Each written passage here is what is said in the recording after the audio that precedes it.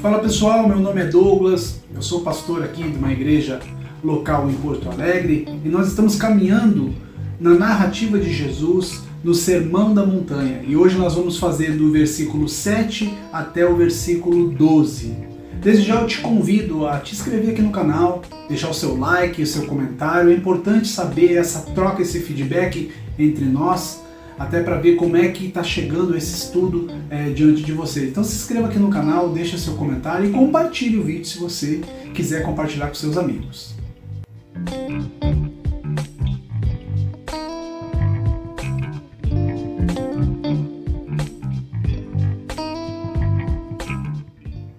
Hoje nós vamos entrar num tema mais horizontal, de nós para nós mesmos.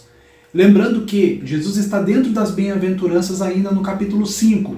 E nós fizemos no último vídeo, nós fizemos o capítulo 5 de 1 a 6. De uma forma mais verticalizada, Jesus nos mostra o nosso relacionamento, como Deus enxerga esse relacionamento. Através do arrependimento, através da chegada até a cruz e essa mudança, essa transformação de vida. E agora Jesus vai falar sobre algo que tem que estar ligado ao Evangelho, que é algo da comunidade. O cuidado de uns para com os outros agora, o carregar a cruz uns dos outros, carregar o fardo uns dos outros, de uma forma mais verticalizada, sem perder a essência do Evangelho. Eu te convido também a pensar fora daquilo que nossa cabeça, nossa mente foi condicionada a pensar que o reino de Deus está dentro de uma estrutura organizada chamada igreja. O reino de Deus não é isso. Isso faz parte do reino, Douglas? Sim, faz parte do reino, é importante, mas não é o reino de Deus. O reino de Deus está fora das quatro paredes. Então nós fomos acondicionados, a nossa mente foi ensinada a pensar que todas as coisas do reino de Deus, o trabalho, a dedicação, o cuidado do próximo está relacionado dentro de quatro paredes. E não, Jesus não instituiu uma instituição, Jesus estava trazendo a mentalidade do reino de Deus.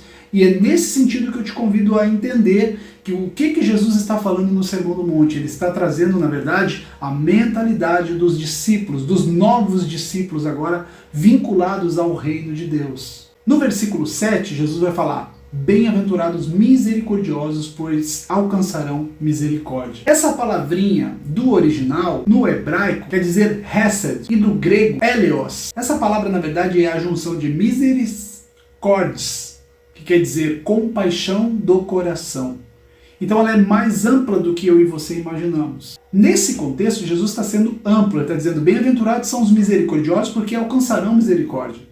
Então os misericordiosos são aqueles que são escolhidos para sofrer. Na verdade, o misericordioso, ele sofre a dor do próximo. Ele não fica desamparado com a sua dor, porque ele alcançará a misericórdia da parte de Deus. Então existe uma promessa aqui. Você pratica misericórdia em amor depois de todo o contexto importante. Importante que você entenda que nós estamos dentro de uma narrativa do Sermão da Montanha. Nós não estamos lendo versículos isolados e explicando versículo isolado. Nós estamos dentro de uma narrativa. Então nós já passamos pela primeira narrativa, que é o novo nascimento. Então agora estamos falando para novos convertidos, uma construção de um novo discípulo, agora um discípulo do reino de Deus e não mais da religião. Então o fato de praticar a misericórdia não é eu praticar empatia, mas é estar realmente na dor do próximo. No versículo 8, Jesus disse: bem-aventurados os puros, limpos de coração, porque verão a Deus. Aqui novamente, agora Jesus vai entrar no detalhe da aparência religiosa. Do fato de os judeus estar se ancorando, na verdade, na lei cerimonial do templo, onde falava da purificação. E Jesus está falando sobre um coração purificado e não de um ritual agora religioso de purificação. Olha a grande diferença entre um e outro. Eles tinham todo um ritual de limpeza antes da comida, tudo isso era voltado e ligado à hiperinterpretação da lei, e isso já fazia parte da religião deles. Então era somente uma fachada, o exterior, e Jesus estava combatendo nesse Sermão da Montanha essa aparência religiosa. Lucas 11:39 vai dizer: os fariseus limpam o exterior do copo e do prato, mas interiormente estão cheios de ganância e maldade. Então, esse paralelo entre a aparência religiosa E a formação de um verdadeiro discípulo passa pela pureza de coração, porque sem a pureza de coração, sem a limpeza desse coração, é impossível ver a Deus. De uma forma bem direta e uma interpretação bem básica do texto, Jesus está comparando agora uma religião aparente que tenta mostrar que conhece a Deus de uma pessoa com o coração quebrantado e disposto a ser ensinado. Esses verão a Deus. Já no versículo 9, Jesus vai dizer: bem-aventurados pacificadores, pois serão chamados filhos de Deus. Olha que interessante, os pacificadores, e eu quero gastar um pouquinho de tempo agora. Aí eu quero fazer uma distinção agora sobre o pacificador e o apaziguador. Eu quero que vocês entendam que existe uma grande diferença nesses dois públicos. O pacificador, quando ele entende que a paz do mundo é a cruz de Cristo e o reino de Deus, ele não vai pegar em espada, ele não vai promover briga, discórdia, nada disso, mas ele não vai ser o apaziguador. O apaziguador é o cara que passa pano, é o cara que reduz a mensagem do evangelho para ela ser mais paliativa para quem está ouvindo. E o pacificador, ele corre o risco muitas vezes de ser taxado como uma pessoa que está fazendo guerra, porque a mensagem que ele está pregando não é dele, mas sim do Senhor. E a mensagem do Senhor ela é extremamente ofensiva ao ser humano. Ela não é paliativa. E já o apaziguador, que é o politicamente correto dos nossos dias, ele quer promover coisa que Jesus não promoveu. Jesus disse: eu vim trazer espada, mas não no sentido literal. Jesus veio trazer espada sobre doutrina, ele veio dividir, ele veio fazer uma divisão, o que é certo, o que é aparente a religião, e o que é certo como uma religião de dentro do coração. Lembra que nós estamos numa construção de uma narrativa. E aqui Jesus está falando sobre a religião aparente, ele está desmontando a aparência religiosa e transformando, trazendo o homem para dentro do reino de Deus numa transformação interior. Então o verdadeiro discípulo, ele promove a paz, mas ele não negocia a doutrina do evangelho. Ele não modifica a doutrina do evangelho. Ele não adapta a doutrina do evangelho para alcançar maior número de pessoas. Nós não podemos desconstruir aquilo que Jesus construiu porque nós achamos que a nossa mensagem vai chegar para um menor número de pessoas. De forma nenhuma. Esse é o passapano. Esse é aquele pessoa, o apaziguador, o politicamente correto. Esses não defendem a doutrina. Esses adaptam a doutrina para benefício próprio, para encher uma igreja, para ter o seu próprio reino, para ter o seu próprio estabelecimento. Esse é o apaziguador. Esse é o passapano. Já o pacificador é o que prega o Evangelho de Cristo. E às vezes o Evangelho de Cristo vai trazer guerra interior dentro das próprias pessoas. Então saiba discernir o que é o pacificador aqui, onde Jesus está falando, do apaziguador. Nós não somos chamados para ser apaziguadores, mas sim pacificadores. E a nossa paz está em Cristo. Ou seja, nós pregamos o Evangelho da paz.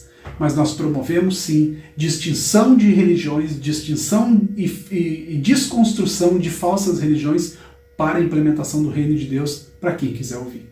Então, para finalizar agora as bem-aventuranças, vamos ler o versículo 11 e 12 juntos aqui.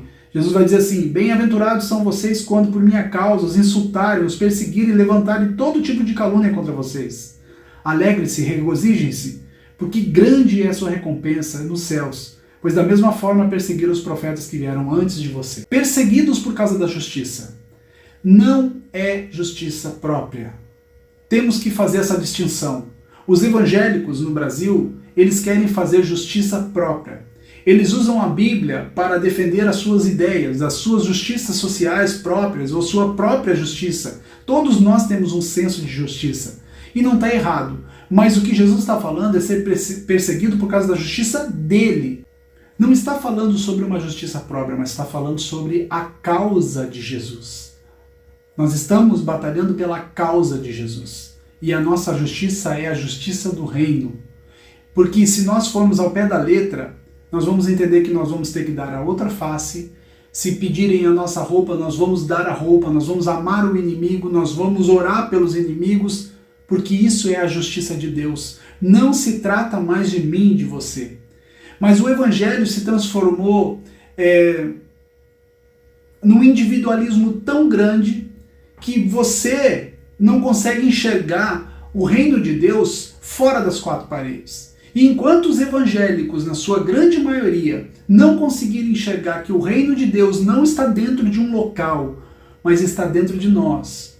E que esse reino ele tem que expandir para fora, nós não vamos conseguir entender o que nós estamos lutando, qual é a nossa bandeira. A primeira perseguição que virá é dos nossos próprios irmãos religiosos. Por quê? Porque o evangelho, eles odeiam a mensagem do evangelho. Como assim, Douglas? Mas eles não são evangélicos. Os religiosos odeiam a mensagem do evangelho. Foi eles que mataram a Cristo. Porque a mensagem do evangelho nos baliza entre nós, tira-nos a meritocracia e os privilégios que muitos desses religiosos usufruem, sendo como se fosse um cafetão da noiva. Estão usando a noiva que é simbolizada por Cristo. Esses não nasceram de novo. Eles agem com vingança e não com justiça. Eles querem promover uma paz a qualquer custo, uma paz politicamente correta, onde Jesus está combatendo na Bíblia, uma paz que exige de outros que façam o que eles não façam. E isso nós estamos vendo o tempo inteiro Jesus combatendo. Ser perseguido por causa da justiça de Deus é nós sofrermos o dano pelo amor do Evangelho. Mas líderes gananciosos, eles não estão preocupados em sofrer o dano. Eles estão preocupados em ser honrados, em ser servidos por você, por milhares de pessoas que abraçaram o reino de Deus como se fosse uma instituição. E não entenderam que nós temos que expandir. Por isso que Jesus disse: vocês não me deram um copo de água, não me visitaram na prisão, não foram no hospital. Isso Jesus está mostrando: eu estou em todos os lugares e vocês estão fazendo um grupinho seleto de pessoas. Isso não é o reino de Deus. Esse é o reino dos homens. Por que no final do versículo 12 Jesus vai fazer menção aos profetas? Porque os profetas eles eram perseguidos pelos seus próprios irmãos judeus na época. Não existe evangelho sem perseguição. A perseguição é a forma mais autêntica de um verdadeiro discípulo. Nós promovermos a paz, irmãos, é nós levarmos o evangelho do arrependimento para as pessoas. As pessoas, assim como eu e você, precisam se arrepender, precisam voltar ao reino, precisam entender que as instituições nos cegaram por muito tempo, e não todas, eu não sou sectário, mas a grande maioria no Brasil hoje, a explosão que teve em 20 anos do neopentecostalismo, isso cegou o entendimento de muitas pessoas que acham que estar dentro de um local, trabalhando para um certo grupo de pessoas, estão trabalhando para Deus ou para o reino de Deus. Não, você não está trabalhando para Deus e nem para o reino de Deus. Se você não nasceu de novo, você está desferindo golpes no ar. Se você não entender que perseguição é por causa da justiça de Deus, e todos os nossos irmãos do primeiro, do segundo e do terceiro século, principalmente a igreja perseguida, foram mortos, foram sacrificados pelo amor do Evangelho, e eles próprios deram as suas próprias vidas pelo amor do Evangelho. Será que eu e você, nós somos parecidos com Cristo? Ou nós queremos uma religião que satisfaça os meus próprios desejos, as minhas próprias demandas, a minha ganância humana, aonde não importa se é Deus, ou se é Jesus, ou se é qualquer outra entidade, mas o que importa é o meu bem-estar. Isso que a religião está ensinando vocês. E vocês não acordaram para o verdadeiro evangelho que transforma o homem de dentro para fora e faz com que o homem vire um discípulo de Jesus. E doa quem doer, tenha prejuízo, sofra o dano, mas Jesus estará comigo todos os dias, até a consumação do céu. Que Deus abençoe, até o próximo vídeo. Deixe o seu like, a sua curtida aqui e se inscreva no canal. Valeu, pessoal!